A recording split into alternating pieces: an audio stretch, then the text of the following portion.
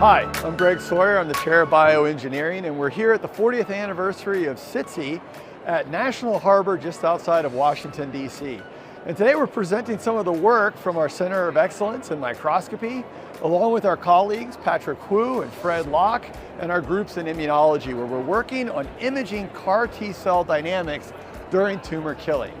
So in this particular example that you see here, the CAR T-cells are in cyan, and they're attacking B-cell lymphomas, which start out in green. And as they kill these cells, you'll notice they go from a spherical shape to this ruffled shape, and that's called apoptosis. And we can watch this one CAR T-cell kill 3 of those cells. And now we're using machine learning tools to track that individual cell and track the fate of those B-cell lymphomas that are dying. And when they die, they turn orange because there's a little bit of dye in there that lets us know that that's happened. But what's remarkable is that we're able to analyze those images in 1/10 of a second.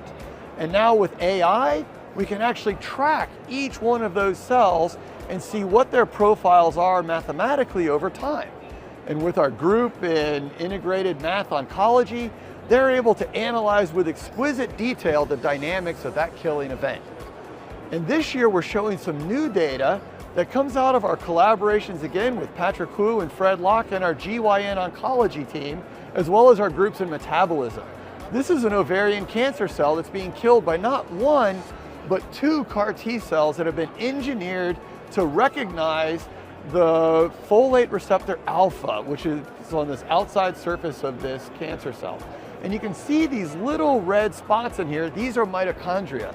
And we're now using super resolution techniques to watch how those mitochondrial networks fall apart during death.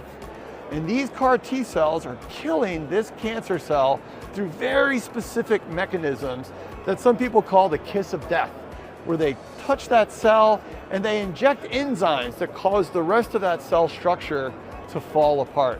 Here we see a cooperative behavior between these 2 CAR T cells that have engaged and are doing this killing.